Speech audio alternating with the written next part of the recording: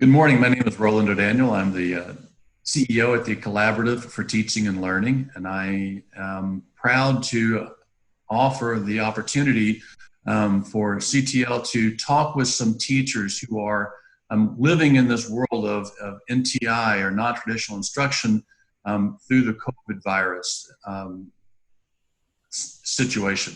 Now that schools are out, at least temporarily in Kentucky and across the country, teachers are having to deal with a lot of different settings. So we aren't going to try to come out and say, hey, you need to be doing this.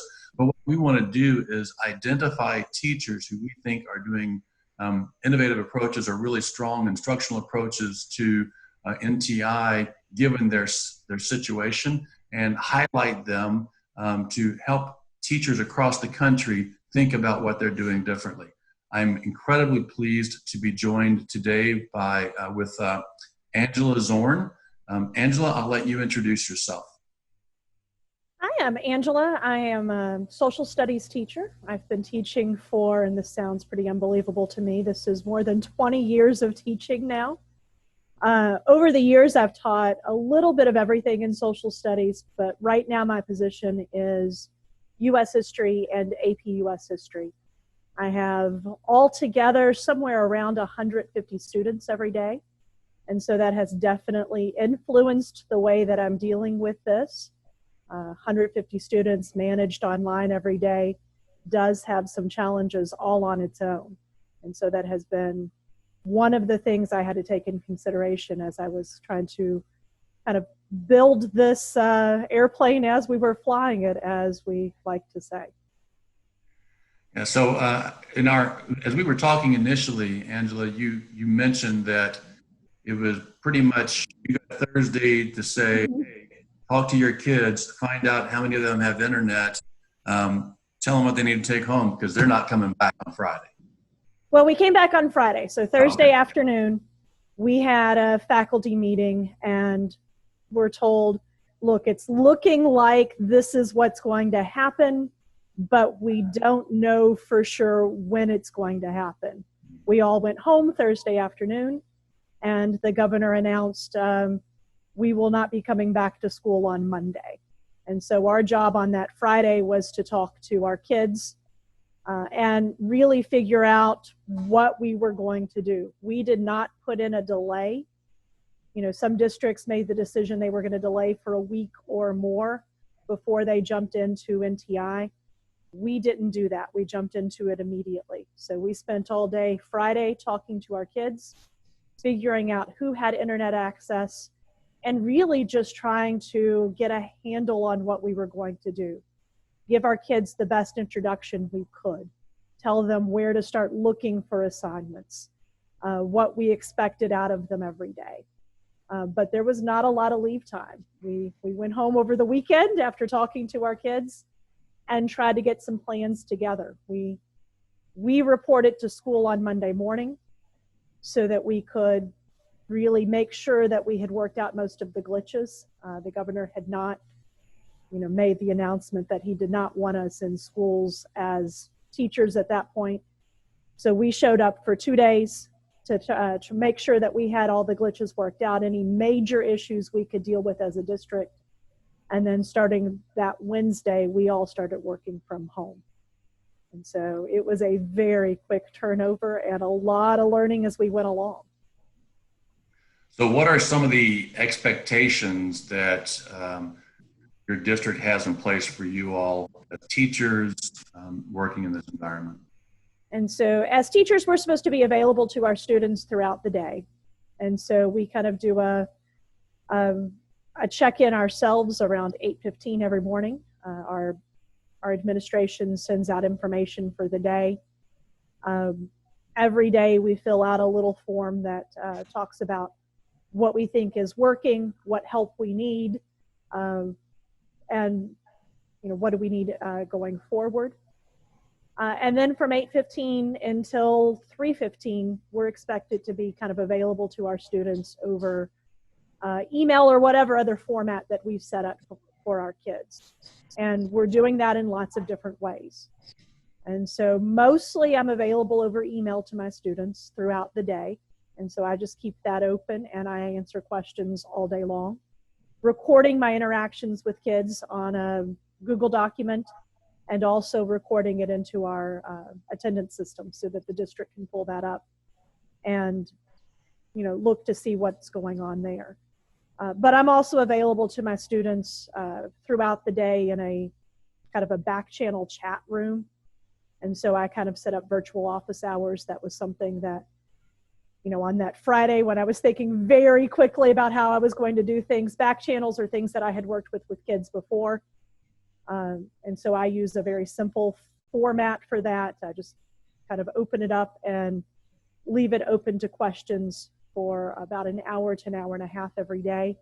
So that if they want to have that kind of interaction where we're all in the room at the same time, we can do that. I've also done a couple of Zoom meetings with kids. I did not decide to use those as a way to deliver instruction. So many kids are doing so many different things. As high schoolers, they're working at grocery stores. They're working in fast food restaurants. And because they are now available during the day, they're being called into work. So trying to think about having instruction through a Zoom meeting at a set time every day was going to be difficult for my kids. So the times when we do that are times when we're really just kind of getting together to say hello to each other. We've met each other's pets. We're going to play some trivia games. We might end up watching some movies and kind of back channeling through the movies that way. That's more of the personal interaction that we're missing in class, because that's a huge part of what we do every day. And so the district really left that open to us in how we were going to interpret that. But we are expected to do check-in with, now for us in high school, we're checking in with our first period every day for attendance purposes. And what I decided to do was to use Google Classroom and ask a question every single day. Now I actually do that with every one of my classes, because on that Friday when we were making this airplane as we were flying, we didn't really have clear instructions on, was it going to be one period? Was it going to be all of them? So I made the decision that I was going to check in with every kid every day. And I ask silly questions every day. Those are not instructional questions. They are not what was traditionally my opening question of the day. I've asked them their favorite ice cream flavor. I've asked them which of the 7 dwarfs do they most identify with. Today was what's their favorite book. But it's a chance for me to be able to talk to every kid. And because I'm doing it through questions on Google Classroom, I can reply back. We can have a conversation every single day. And it's not a conversation about school. And that's kind of a nice little check-in. It's one of my favorite parts of the day, is going through and reading their answers to those questions. And so that was a district kind of expectation, that you're checking in with at least one class every day so that we have some kind of record of attendance. And then that we are giving, unlike some districts, decided we were going to move forward with instruction. And so I'm giving instruction every day. But again, I'm not doing that synchronously. We're not doing that through me lecturing through a meeting every day. I'm giving them, and that's evolved over the time that we've been working, but I'm giving them assignments every day and kind of checking in for feedback. And we are actually grading those assignments. And so they are getting grades. We're still figuring out what all that's going to look like as this extends beyond our original 2 weeks, and then until April 20th, and then until May 1st. And we'll see where we are after that. So you're in a little bit of a unique thing in that you're also teaching an AP class. Mm-hmm. So regardless of whether or not the students need new learning, the AP exam is going to be, it has an impact on how you have to approach instruction, because your students are going to be taking that national exam, which I understand has been adjusted because of the settings, but it still has implications for how you're reviewing with your students, how you're setting them up for success long-term. So let's talk about the AP exam, how it's adjusted and how it has impacted what you're doing. Because I read one of your posts, and I didn't mention this, and I should have. For those of you who don't know, Angela is at Kentucky Teacher, KY Teacher on Instagram and Twitter, and is a pretty prolific Instagram teacher on Instagram and in Twitter. So if you want to follow her, I highly suggest that you do. So anyway, so back to your, now that I've interrupted you. You're fine.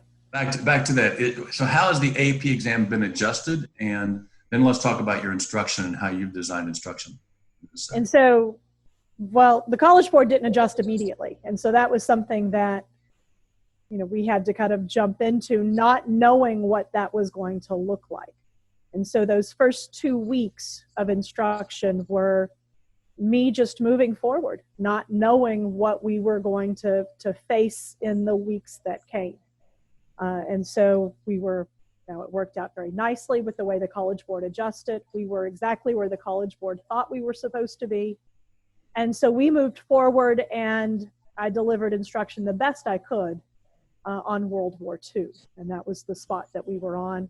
And so I did it through, you know, it was a little more handout centric than I would have liked, but it was still trying to build the skills that I thought were important for my kids.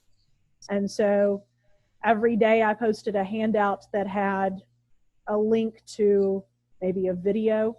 Again, not necessarily me delivering the instruction. The great thing about history is there's so many amazing history videos out there. I don't have to be the one delivering the instruction. I can pull up a history video that gives 3 to 4 minutes, but it also has imagery from the time period. It has, you know, it gives them all of that kind of stuff. But I also included excerpts from primary source documents because that's such a huge part of the AP exam. And now moving forward, I'm very happy that I did, because that's what the AP exam is going to be. What the College Board has chosen to do is to stop the AP exam at 1945, or at least the AP US History exam. And they've made those adjustments in every area. And so it's going to look different in every subject area where they decided to stop instruction. For me, 1945, which was perfect. We wrapped up World War II during those first 2 weeks of instruction. And that gave me, again, my timing worked out nicely. It gave me the week over spring break to really think about, as they continued to announce their changes, what that was going to look like for my class. And so by the end of our spring break, which ended on Friday, I knew that they were going to be taking a shortened DBQ. So they're going to be looking at 5 documents and doing some writing. And I'm still going through and analyzing kind of the changes to the scoring guide and how that's going to impact us. But my decision at that point was, okay, as much as this hurts my heart, these kids are, they've paid for that AP exam and they've done the work. And so we're going to kind of stop instruction at 1945. Lots of college classes are centric to time periods anyway. I hate that they're not getting all that time that comes afterwards. But for us, that's where we're going to stop. And so I thought about, okay, how can I divide up all of that instruction from, the College Board has said they're starting in 1754 and going until 1945. I'm going to take, for us, it's 9 days because we didn't have school on Monday. So I'm going to take 2 weeks, 9 days, divide that up. And I put together a Google slideshow that had kind of one section per day, pulled all of our class resources from that section, all of the notes and everything that I already had online, and linked those because I have no idea what my kids took home with them. You know, typically when we're reviewing, I know what my kids have. I hope they took home because we were all pretty sure where this was headed, but I don't know that they took home their notebooks. I don't know that they have all those materials. So I linked everything we've done in class on those slides. I found tons of videos that went through and talked about key sections. I already made, and so that made it very easy. I already made a whole set of Quizlet flashcards. I linked all of those. And so every day for the next, 9 days, they're looking back over a big chunk of material and answering very broad questions that's setting us up to be able to talk about, okay, now let's turn these into essays that are linking time periods. And so after these next 2 weeks, that's where we're going to go. We're going to start working towards that DBQ. We're going to start working on making those big links between, you know, the role of women in this period versus the role of women in that period. You know, the role of the national government in the economy here versus the role of the government in the national economy there. For us, I thought that was probably the best way to go. And then I'm trying to build in some other kind of unique experiences. Being active on Twitter, I decided to take my chances and see what would happen if I started tweeting to some historians and some authors and asked them if they would be willing to do some 20-minute Zoom sessions with my students. And they're stuck at home too. And so I found that a huge number of them responded to me very quickly. So some of the people whose books we've read are actually going to do some Zoom sessions with my students and talk to them about those underlying issues. And so we're setting those up. I'm building a schedule for those. Not quite sure exactly what that's going to look like yet, because that's something I was working through last week. But it was something to try to give my kids a unique experience, considering everything that's going on right now.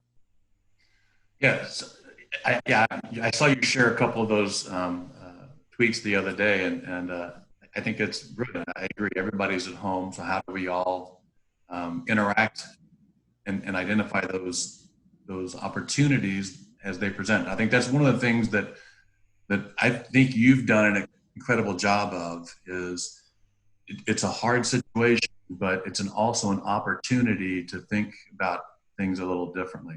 So let's go back for just a second. When you say you translated your current study of World War II into an online environment, again, now constrained by 20 minutes a day, and with a situation where you're not sure what all resources your students have. What I like about what you did is you identified some new content that they could consume, or it may have been review content, but they would consume some content and they had some way of making sense of that content. Gave them that worksheet, that graphic organizer. And to your own admission, you already filled in the World War I because you weren't positive what they were going to have available to them. So I think that's one of the key pieces, that we know students need to interact with content, and just having them consume information doesn't necessarily get at those skills you mentioned that your students are going to need to be successful in this class. So let's go back to those skills. What are those skills? And you've already given us a taste of how you're designing to support your students in being able to show that they have those skills. So I know, and for those of our audience who may not be social studies teachers, DBQs are document-based questions. And so they're going to get some primary source materials that they're going to have to do something with. So again, tell me about what those skills are, those processes are, and how you're supporting them. And I don't want you to think that's something that I'm only doing for my AP students, because it looks very, very similar in my regular classes as well. You know, it's all based around US history, but those skills that are important for AP students are also important for students who aren't taking AP classes. Those are just skills that are important for historians. And so being able to go through and analyze and interpret primary source documents is something I build into all of my classes. And so what I was doing in my AP classes looked very, very similar to what I was doing in my non-AP classes. As a matter of fact, in this very shortened time frame, my classes are in different spots in content. So what I was building in my non-AP classes was going to be what my AP classes picked up on as we moved forward past spring break, had the College Board not changed the test. And so they would have done the exact same assignments that my non-AP students were doing, because once you narrow it down to about 20, 25 minutes worth of instruction, if I'm building those skills in, it's going to look the same for both levels, just because of the time constraints. And so things that I think are important in my class include things like, again, going through and interpreting those primary source documents, pulling from those and figuring out what does that tell us about the history. And beyond that, being able to look at those documents and think about, what biases do the people who created those documents have? What does that tell us about the time period? What does the author's point of view have to do with how we're interpreting and learning this information? And so those are things that I was trying to build in, again, trying to think about how can I take that into a 20 to 25-minute lesson. And so what I did was I took my big content, the idea that I needed to cover World War II, or I needed to cover the Cold War.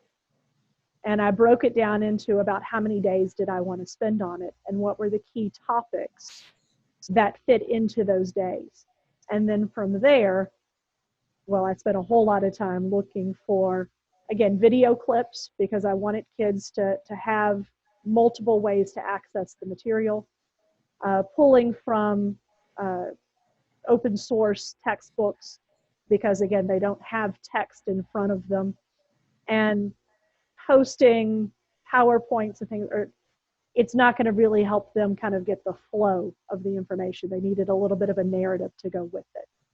And so pulling some of that information, adding those videos, and through Google Classroom, I could link the videos, but also on the handouts I was giving to kids, I was posting QR codes, because something that we've done in class, and it helped that this is something that we've actually done in class, is my kids understand that even if their internet access is pretty limited, they can scan the QR code on their phone and they can watch the video clips. And so I embedded those onto the documents that I was giving kids. And so even the kids who have more limited access to internet can write the answers. And we set up a system within our school and within our district for how those kids were going to have access to materials. And so our school buses that are delivering lunches are also delivering and picking up packets of material. And so for my kids, those packets look very similar whether they have internet access or not, because it had the QR codes, it had the excerpts from primary source documents, and then it was asking them to pull all of those things together through. And again, I couldn't dig very deep. We were doing about five questions a day to try to make those connections. Now, I played over spring break and created a digital notebook using Google Slides. And so that gave me a little more freedom to pull even more information in, so I could embed even more. They're listening to interviews with Elizabeth Eckford, who was, if you're familiar with the Little Rock Nine, and you've ever seen that photograph of the African-American student walking, actually she's walking away from the school because she's been turned away. And then there's the woman screaming behind her. Elizabeth Eckford is the girl in the photograph. And so they're listening to an interview with her. And they're talking about how that influences their understanding of what happened on that day. So trying to pull in all of those kind of things that good historians will do, and usually will take me days to get through in class, and figuring out how to embed all of that into these kind of shortened assignments for students. Well, I appreciate that the example you give there is that image of the young lady walking away from the school and the person behind them yelling, and the National Guard in the image as well. I think one of the things that we need to keep in mind, and especially, is that as students are consuming information, they're reading lots of different ways. And in social studies or in history, as you've already pointed out, one of the things we have to do is identify, look for those details. But more importantly, we have to situate those details in context. I appreciate the fact about thinking about what are the biases that accompany people in that era, and they're not the same. You may look at an image, a similar kind of image, that wouldn't have the same baggage with it necessarily if it's from a different era. So I think that's important. So Tim Shanahan, who's the reading disciplinary content expert, also does a lot with reading, identified those same skills. When historians are reading, what are the kinds of things they're doing? And it's exactly what you said. They're looking for those details, but they're really trying to situate that within the period, and then looking across multiple documents to try to triangulate that, which I know you mentioned earlier, this idea of women's suffrage in this era compared to women's suffrage in this era, and trying to look for consistencies and similarities or differences. So those one of the things that we've talked about over the years has been that, you know, getting kids to read doesn't have to always be getting kids to read very traditional written excerpts. And so in a social studies class, it often involves getting kids to learn how to read photographs and the information that comes from those photographs and pulling those details. And that's something we do in class all the time by putting up a photograph on the screen and really learning how to systematically, what's the central image? Well, then let's kind of zoom back from that central image. And what do we see behind it? How do those images connect to the history we know? And so because that's something I've worked with my kids over the course of the year, it's something that we can continue to do in this very different sort of format. Reading in social studies is also reading charts and graphs and pulling information. And so one thing that they're doing now that we're moving into civil rights is they're looking at information on Jim Crow laws on charts and graphs. They're looking at voter registration information and how it compares from one time period to another based on laws that are passed. And so all of that is still reading. It's just not necessarily reading, you know, from a textbook or from a very traditional sort of source. And so that's going to look different in a social studies classroom versus a math classroom versus a science classroom.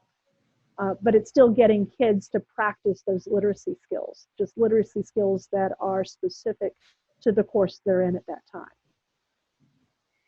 So talk to me for just a second. You mentioned your question of the day, and when we first started talking about it, I told you how I just love that, because instruction is the strategy you're using, it is the content you're teaching, but it's also the environment you create in your classroom, and that helps situate all of these things. And I think, having known you for over a decade now, understanding how you are a master at creating that culture in the classroom, and how have you translated that into this online environment. So you've already talked about the question. You also talked about your back channel conversation and your responses. So tell me a little bit about how those things are moving or working net for you. It's hard because, you know, I'm used to seeing my kids every day. I'm used to being able to look into their face and know if something is up. You know, and that's something I work really hard on, to get to know every kid, to be able to see them when they walk in the room and see that there's something different in their eye today than there was yesterday, and that there's something wrong. And I'm not getting to, you know, as much as I'm trying, I'm not getting to do that as much as I want to through these sorts of means, because, well, I'm not looking in their eye every day. So I'm trying to come up with as many different ways as I can to be able to check in with those kids.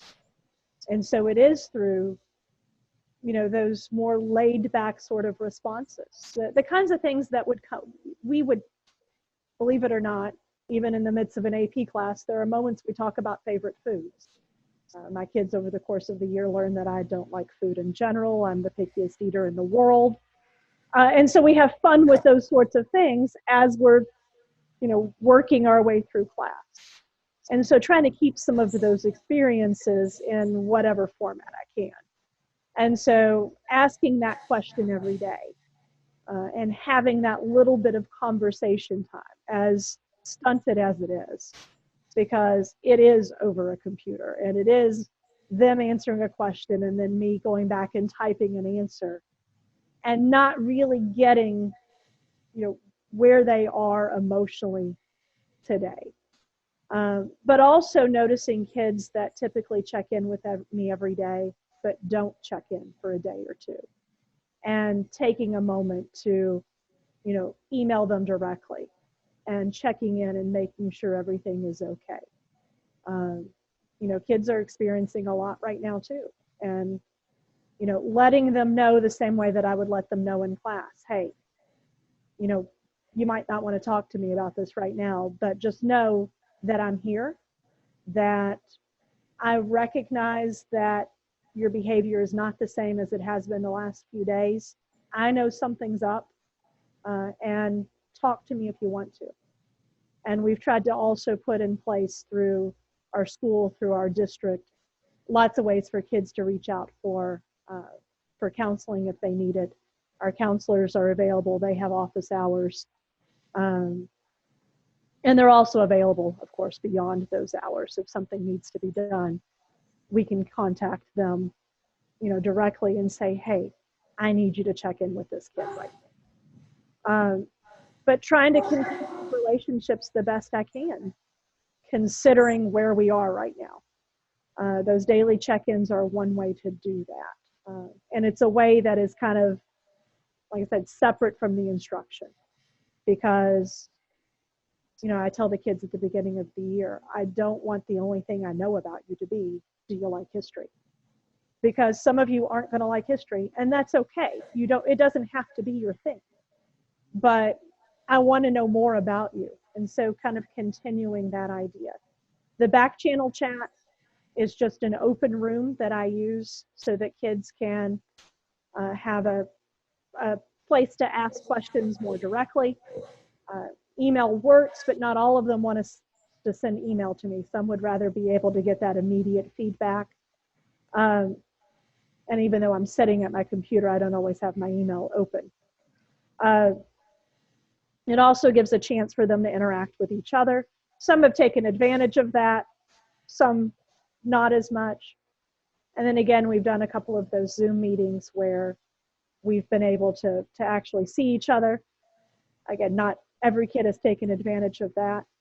And we definitely did all meet each other's pets that morning. It was a nice look. You can see my cat sleeping. I'm very impressed. He's been there the entire time and hasn't moved. Which is very unusual. So I don't know what's up with him. But yeah, we met each other's pets. It was a really laid back sort of atmosphere. For me, I didn't feel like that was the time to say, okay, now get out your notebooks. We're going to take notes. We're going to have a normal class period, because nothing about what we're doing is normal right now. And, I have anxieties with this. I have, nights that I can't sleep. I can't expect that my students aren't having the same sorts of things. And so I need to try to figure out ways to help them deal with that and to give them that laid back experience. I can't expect them to show up to class every day with their notes ready to go. That's just not where we are right now. I think that isolation, that sense of isolation that we feel as adults, has to be just even, amplified for the adolescents who are very social in how they try to interact, and not being able to do that. I appreciate your recognition that it's as much about creating the culture for the students to be safe, to be able to socialize and interact, and to see that adult role model who's calm, cool, and collected, can laugh about things a little bit, but is there for them when they need it, or if they need help.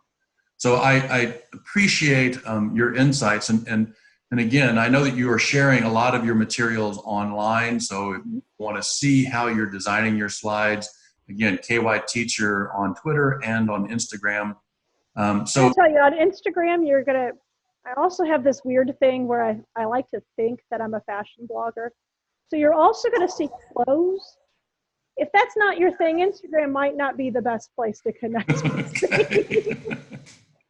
Well, it just shows your well-rounded approach. You're not just a history teacher. It's a little bit more of a glimpse inside of. My kids think it's hilarious. So my kids also sometimes check out my Insta. So that's another way that I connect with kids in a very unique way, that my kids think it's hilarious that I lay my outfit out on the floor in the mornings and take pictures of it. and they think it's hilarious that they know what I'm going to wear before I get to school. Not all of them, of course, but some of them. So yeah, I do share lots of photographs of my kids' work through Instagram, but yeah, it has lots of different things on it. Twitter is where I'm sharing a lot of the links and things to where we're to the assignments that I'm putting together right now. Okay. So we've talked a lot about your experience with your students, and as you've already mentioned, this is uncertain times for everybody. And I know that I've been sitting in my office now for about a week, and I'm getting tired of it. And so, how have you been connecting with your colleagues and staying and collaborating with your colleagues? Other than the fact that I know your husband is also a teacher, so he. Yeah, my husband is a middle school teacher, so yeah, we definitely bounce ideas off of each other. And um, he's a middle school English teacher, but he's a middle school English teacher who also really likes social studies. So his kids read books that connect to the history that I teach, and that's always an interesting kind of thing.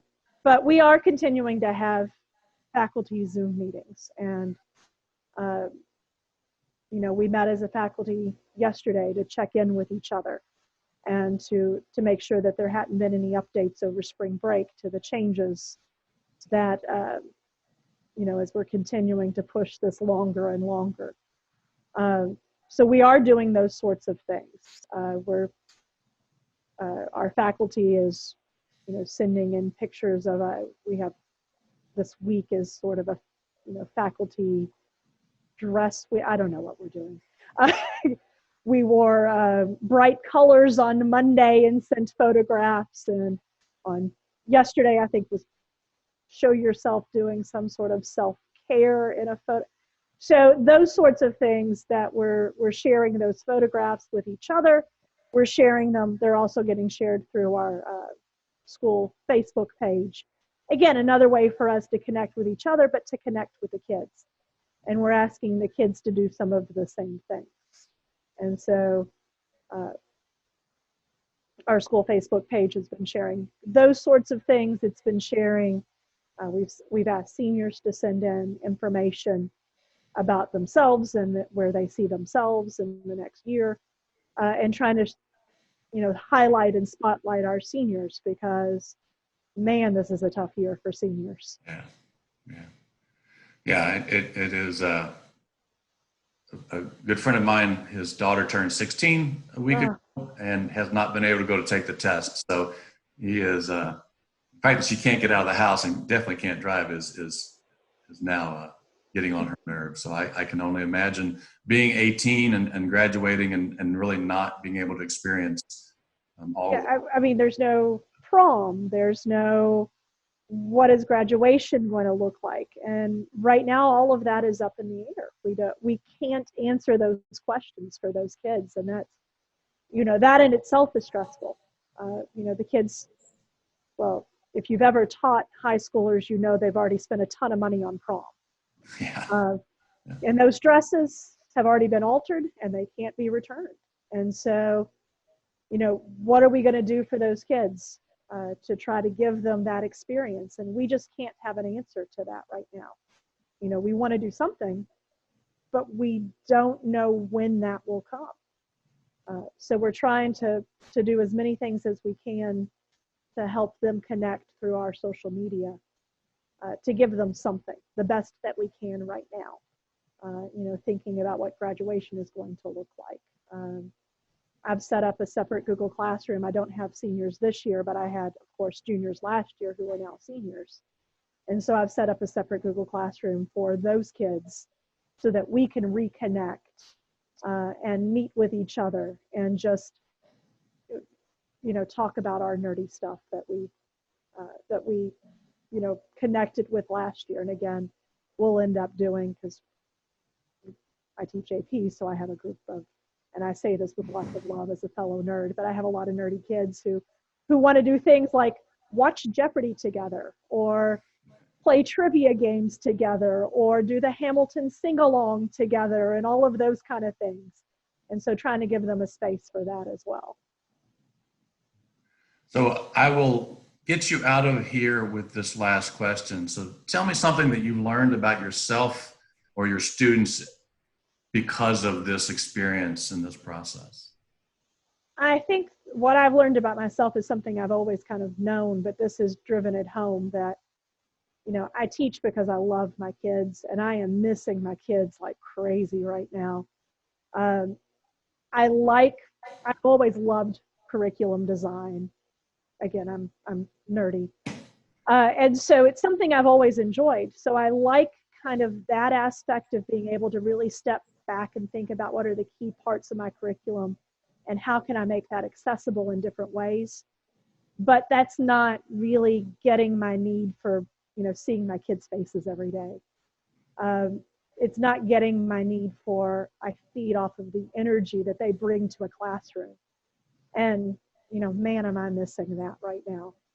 And it's something I've always known, but to do this in this sort of way is really driving it home.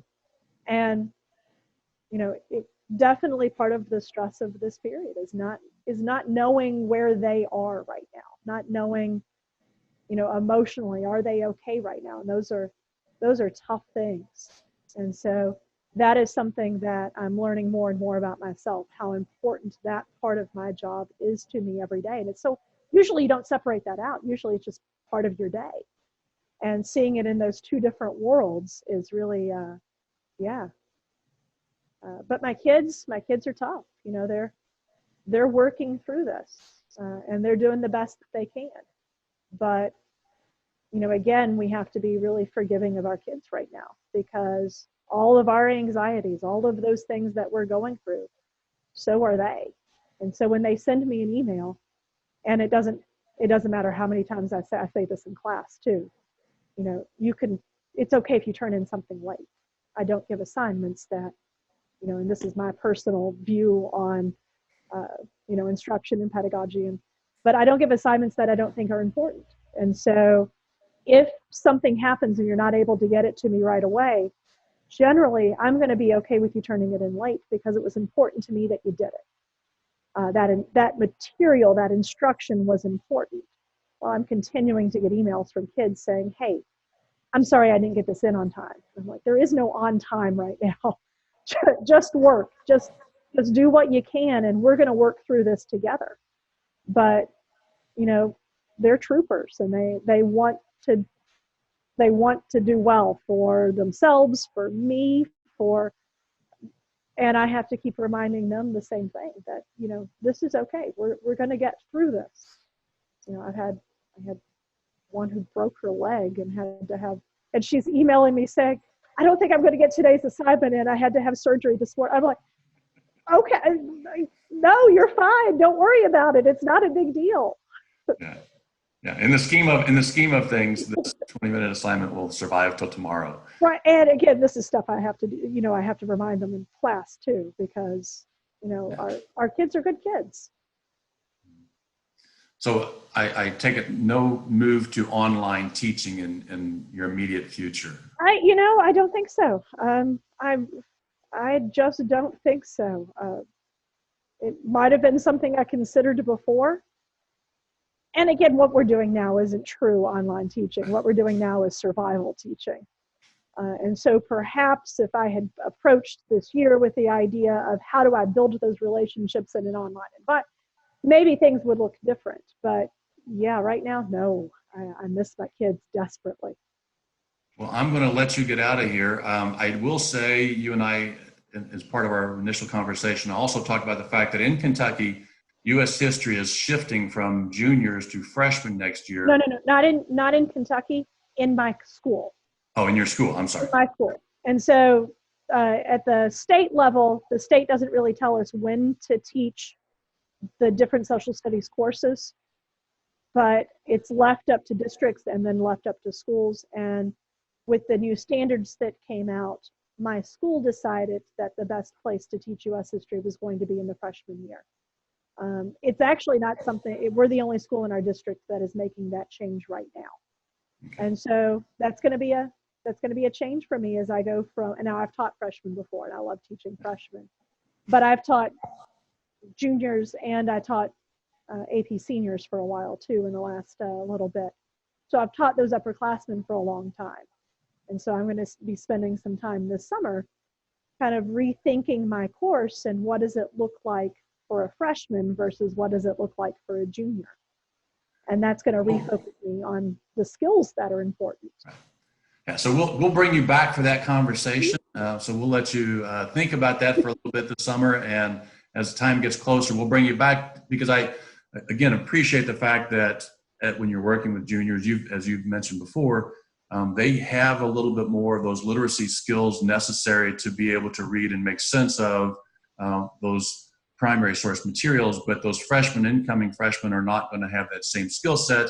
And how do you shift with a little bit more intentional focus on those process skills? So I appreciate that. I appreciate your time, Angela, and I really appreciate the fact that you were the teacher that kicked off this this series of COVID-19, instructing in the COVID-19 era. We will have more podcasts coming out over the next 3 or 4 weeks.